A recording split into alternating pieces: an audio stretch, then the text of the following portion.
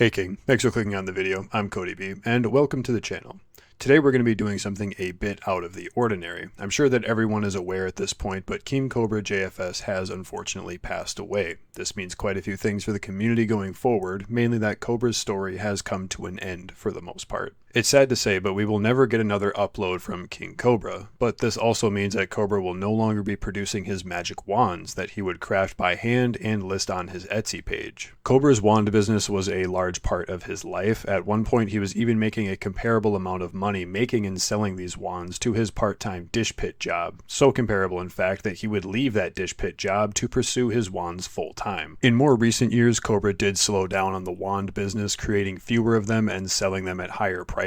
I'm talking about a price jump from about $25 per wand to several $100s for a pack of wands. The most expensive one that I know of was a single wand being sold for $500. This would price me out of purchasing a wand from Cobra, as even though he was my favorite internet personality, I just couldn't justify the cost. And now that Cobra has passed away, I'll never be able to get my hands on one, even if I was willing to put up the cash. However, Cobra did produce a video on January 11th of 2019 detailing how to make one of his magic wands. So today we will be using this video, following along, and hopefully by the end of it we will have something that is pretty close to an authentic Cobra crafted wand. Now, if you're gonna make a wand,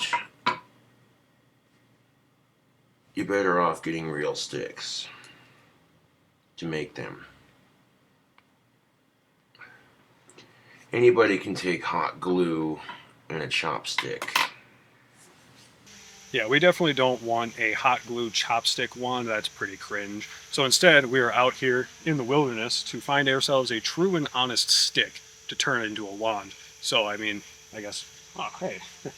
Well, here's a pretty good one, I think. We're going to use this one to turn it into a wand. Snip the nubs off. And, let's see, where do I want to put the tip on this? Gonna hold the stick and kind of determine which end would make the tip. But now I'm gonna take my branch carving knife. This is a bark knife. This is great for getting the bark off. And there's a certain technique I use on using the bark knife. I want it to look, the bark to look like that when I'm carving the bark off. That creates even lines when you're carving the bark off. So our next step is going to be pretty easy for me. I think this wand has a very defined tip and end. Our tip has a nice point to it that I kind of like. I might do a little something with it to make it a little bit more pointy. But our end also has a nice little curve to it, which fits very nicely in the hand. So I think we can just move right on to the next step of removing all the bark and taking off all of the nubs. To take off the nubs, I have this little multi-tool here. It's got a saw on it. Cobra uses clippers to do this, but he also kind of struggles with the clippers the whole time, and then he's using a knife to further get them off, and I think the saw here will do pretty short work of those nubs, so we'll get to that and then we'll show you the results. Now I left the bark on the handle like so. Now at this point, if you wanted to stop here for the wand, you could. I mean, this is a very basic, very plain wand. You get a little bit of bark for the handle, a little bit of no bark for the thing right here, for the blade of the wand. But well, the finished product ends up looking like this. This is my wand that I carry with me sometimes. It's a basic handheld wand. I mean, there's so many steps to making these YouTube. The next step, if you wanted to make this into a wand, you take leather cord, tie it in a knot at the top of your handle, and then you want to take that leather cord and wrap it nice and tight around. And then once it gets down to about the bottom of it right here, circle back up around back to the top, and then tie it, and then get a small length of it, about this long, break it off your roll, and then tie that second knot right in front of your first knot. And take a dab of Gorilla Glue, all purpose clear drying Gorilla Glue, and put the glue on the knot of your handle. Let it dry. Once the glue's done drying on the knots, you can take your snippers and that excess long string that you have from that second knot, just trim it right down to the glue. That way it's nice and flat. And once you've done that, you can then add like a clear lacquer or laxative of some sort. Like I use Mod Podge that makes it shiny. So this is what we're working with after the first round of cleanup. I did do a little bit of work to the tip here. I just tried to follow the basic contours of the break here just to smooth everything out, make it look nice. I like how it turned out personally. Now, unlike Cobra, my stick was pretty old, so the bark on it was crusty and just falling off, so I didn't have any bark to leave for the handle like Cobra did. So instead what I'm going to do is follow his instruction to use the leather banding to wrap around here for a nice proper wandly handle. Unfortunately, he did not actually show us that process. He just kind of described it and then moved on. So I'm going to kind of have to wing it. I've never done that before, never really worked with leather banding, so we'll see how it turns out. So this is how the handle turned out. I think it actually came out pretty nice. I just super glued the end there to just make it secure. It is very secure. It's not going anywhere. It fits beautifully in my hand, really. It kind of just sits like this, and then come on down here to the tip. That is a perfect place to just, really focus our magical energy onto. So I'm very happy with how this is coming along so far.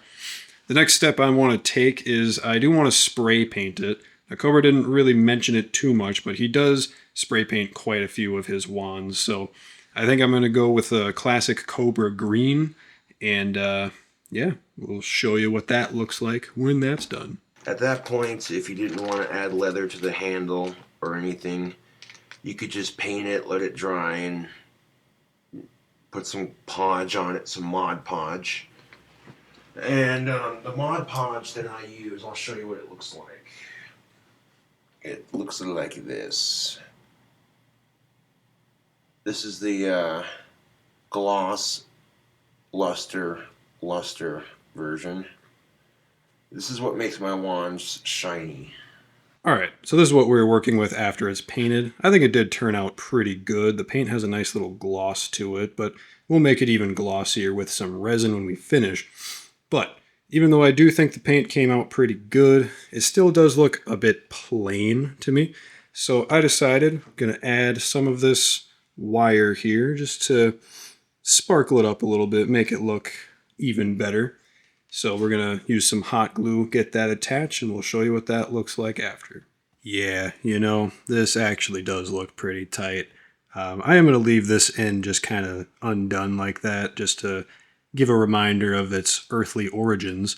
But I'm actually really happy with how this turned out. I would definitely pay $500 to acquire this from Cobra. But as you can see, I just have it connected by two little dabs of hot glue. Now I'm going to take some Mod Podge resin, and we're going to go over this entire thing just to really secure it down. And I think that'll be the last step. After that, I will have a completed Cobra Craft wand, or about as close as I can get to it. So let's get to that section now. So here's the final result now that we have the resin on the blade of the wand. I think it actually turned out really nice. It gives it a nice shine, but beyond that, it also helps keep that wire onto the wand, which is always great. I didn't add any to the handle like Cobra does. I think it just looks better with the more natural leather look and then the shiny wand. So now all that's left to do is go see how it actually works in the wild. Cobra's magic can make your life a lot easier. Like when you're stuck at a red light, just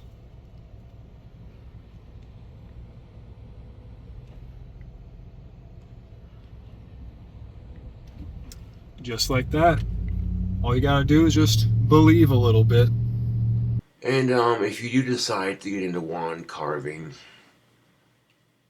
a good thing to keep in mind for wand carving is patience. You know, your wands don't have to particularly look a certain way. I mean, they don't have to be exactly like this one. But if you want a nice handheld wand like this, you know what I'm saying?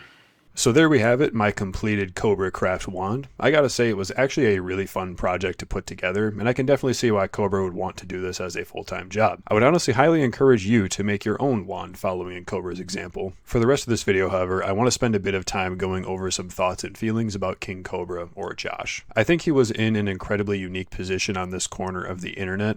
The outpouring of condolences and tributes to him shows that unlike pretty much any other person who has been dubbed a lolcow, people genuinely liked Josh. It almost doesn't feel right to call him a lolcow since that term has such a negative connotation to it. I mean, if you look at these people that we call lolcows, they're horrible people who do bad things, but that really doesn't apply to Josh. I of course didn't know him personally, but it's clear from watching him and hearing what people who did know him say, Josh did have a good heart. He was incredibly generous, sometimes to a fault, and clearly just wanted the best for everyone. Josh really did make a lot of people laugh, and it wasn't always with him, but despite the adversity he faced, he would always keep putting himself out there in his videos and streams, which I'm incredibly glad are still available to watch at any time, thanks to Josh's father Clint leaving all of his social medias up. As long as Josh's videos are up, he's never truly gone. Just like how we can hear Ozzy Osbourne's voice through his music, we can do the exact same thing with Josh. It really is incredibly impressive when you think about the channel that Josh built, over 5,000 videos and 124,000 subscribers, all without any flashy editing or trend chasing. He did that because when people stumbled across him, something about him resonated with them. And quite frankly, I don't think anybody, not even people with channels the same size or even bigger, could reach the heights that Josh did in the way that he did. In the end here, I will say that I'm sad that Josh is gone. He was my personal favorite person to check up on in this lolcow genre of content, and things are noticeably worse without him. But more than anything, I hope that he rests easy. I wish nothing but the best for his family, and I hope his memory lives on for years to come. For my part, as a small content creator, I still do plan on making videos going over some Cobra moments and including him in my analysis videos because I still want people to be thinking about him and reminiscing about the good times. But with that said, I'd like to thank you for watching the video.